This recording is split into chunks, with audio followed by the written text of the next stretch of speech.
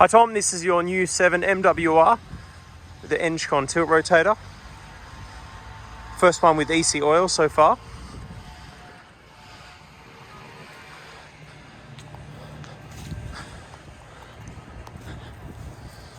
So you've got the blade out the front and then out the back the custom towing hitch with the electrical plug. So this is adjustable on height, and then also it's 50mm ball and ring feeder. You can change that hitch to other hitches. It depends on what you're towing, what suits you. Come around. So flotation tyres. This is your diesel tank. And then in here you have your transfer pump. So that can go into a jerry can. Just turn it on here.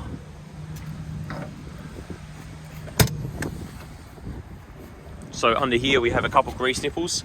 So check the operator's manual. It tells you really clearly what you need to do with grease nipples. Radiator, you need to keep that clean if you're in dusty environments. So if you get overheating, it's only because we've really got a blocked radiator. There's not much else that causes it on these machines. Your horn's there. Blue control valve, so that's a Rexroth load sharing. And then you've got your hitch valve, etc. down there. That's a hydraulic cooling fan. Your coolant tank. You've got a lip here you can pull down to then reach the handle. So come around the back. So you've got indicators and brake lights. So starter motor isolator, battery isolator. This is your battery. There's your air filter, engine oil filters down there. Quite easy to get to from underneath. And then we'll come around. Fuel filters, washer wiper bottle. Charge port for the aircon on the MWRs is your low side, and the high side, you need to remove this panel and you'll get access to it under there. On this side, you've got a toolbox, fairly large toolbox. This has got your operator's manual, toolkit, some parts from the Engcon install, etc. So on the Engcon, this is your integrated grab, so a little gripper out the back. That's working on one of the thumbs, the rollers for the fingers underneath. This is your auxiliary circuit that's coming out the bottom of the tilt rotator, so that can swivel around 360 continuously, and obviously if you run hoses around that, you'll tear them off, so that's a circuit that's available. Single grease nipple, so 10 grams every 8 hours, so that it distributes to all the grease points, so you just got one grease nipple, pretty easy to do there. This is your EC oil in here, so automatic connection, lifting hook here.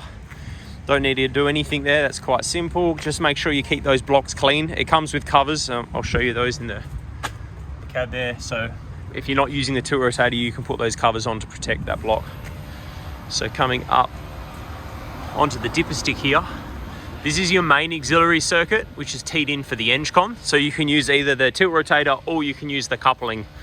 So if you've got a high flow attachment and you're not using the tilt rotator, you can plug straight into those. You don't need to have the EC oil brackets to make use of that EC oil blocks for that circuit.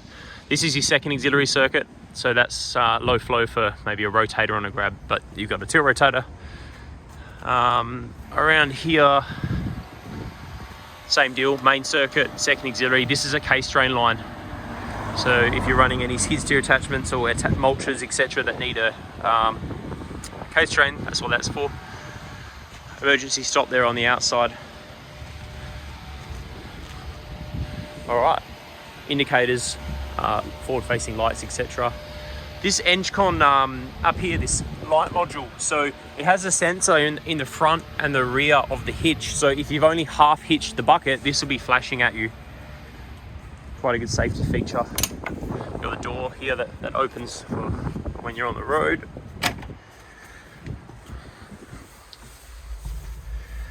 Okay, so in the cab, firstly you got your seat cover. That's the Engcon computer, fire extinguisher, and there's your risk assessment as well. We'll send you the PDF copy of that. UHF is there, and the other emergency stop. Here we've got, these are the buttons for what this controller does. You've got lifting charts, control buttons for everything else in the cab. Then you've got the ENGCON buttons, so we've put stickers for what each button does. Help you with that. That's how to activate the hitch. I'll go through that in a sec. And this is a quick information sheet that just gives you what part numbers you need, what oil, what volume for each type of service. So that helps quite a lot.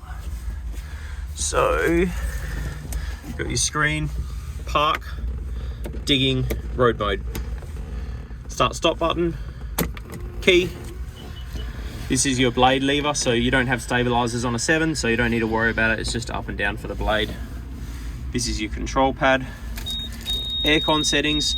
When you're running the aircon, I'll show you this. If you press the hot button, you can see the hot going up. When you push the cold to take it down, notice how that red stays there a little bit. Sometimes you can get caught out by thinking that you've turned it all the way to cool, and you think, oh, why is it still hot? It's because you're still letting a little bit of hot water through, so make sure you go all the way down. The middle button is for the aircon, so when the machine's operating. So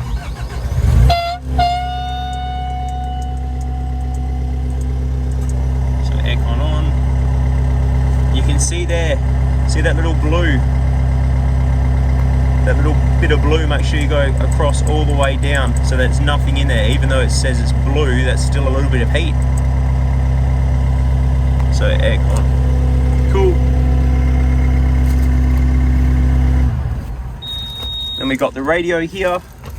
This is the microphone for the radio, so you can connect your phone to it for phone calls. Auto idle, wiper, fluid, wipers, work lights, continuous flow switch. So if you're running say like a bucket broom and your thumb's getting sore in there, you can press that button. To reverse the direction of that button, because it's only a single button, so it might be in the wrong direction, so you can change that in the settings on the screen, which I'll show you in a sec. And then we've got the speed set, so we can set a maximum speed for cruise control, turn the travel alarm off, beacon. That's about it there for you. On the steering wheel, so you've got 4-wheel steering, 2-wheel steering, crab steering, so you can choose which mode. And here you've got the oscillation lock, so that's the little cylinders that stop the axle from oscillating left to right.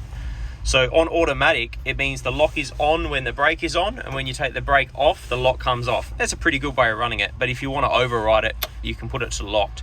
So when you're lifting and digging, you're going to want it locked, but you're normally going to have the brake on anyway, so automatic's a good mode.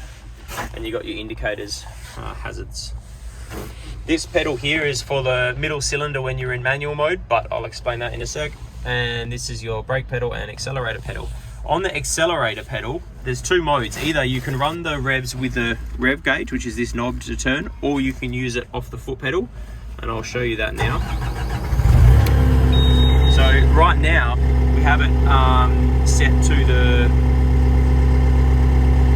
up here you can see, knob or the foot pedal. So foot pedal versus the knob.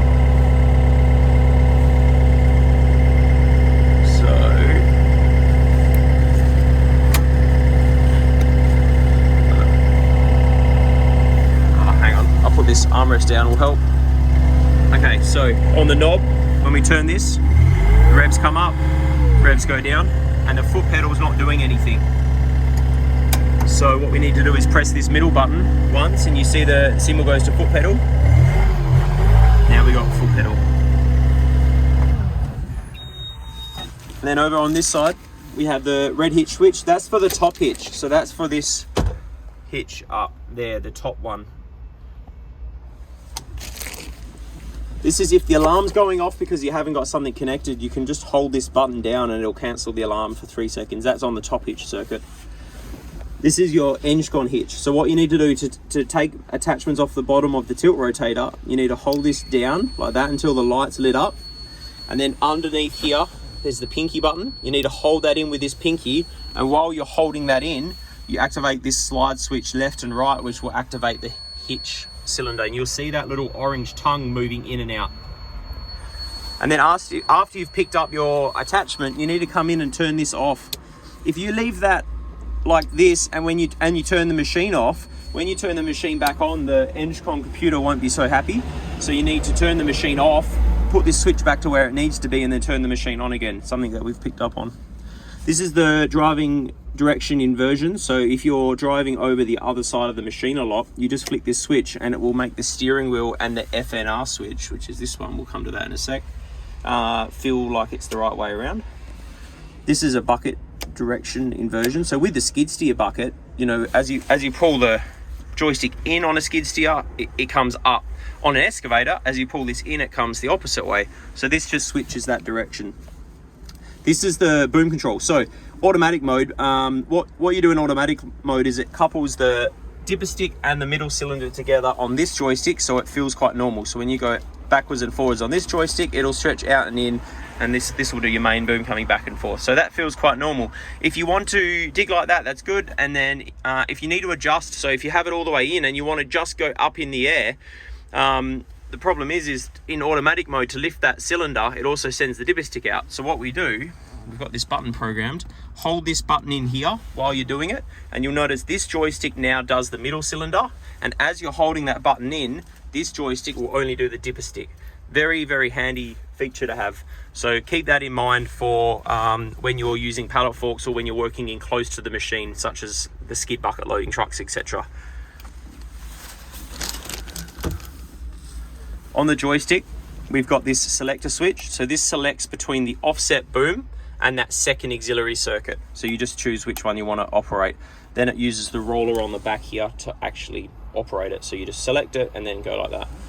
The other roller here does the integrated grab that's on the tilt rotator, and then the top roller does your rotation. The buttons in here are programmable in the screen for what they do.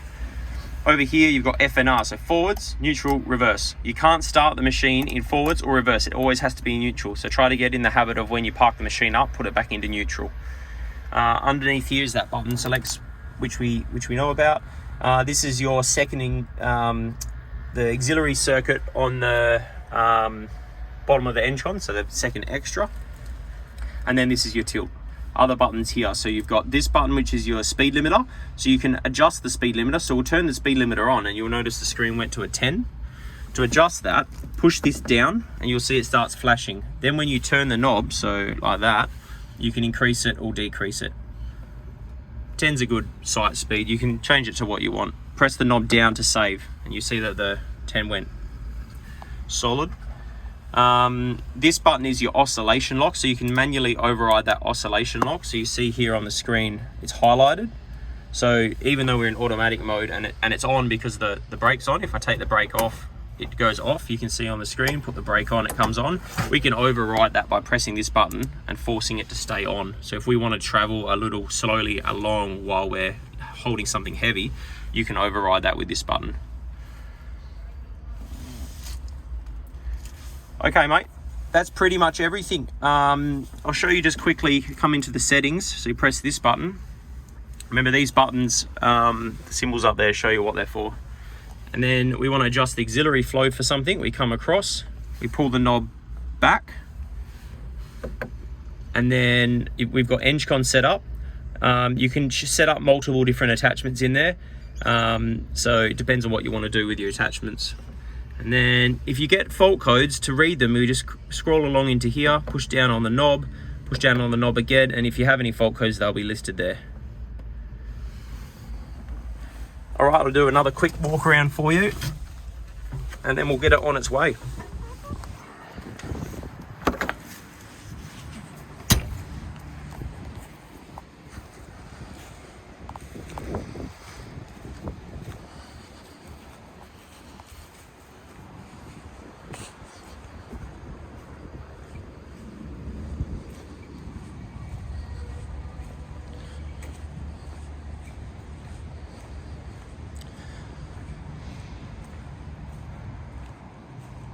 I'll just run over to your attachments, 1 sec.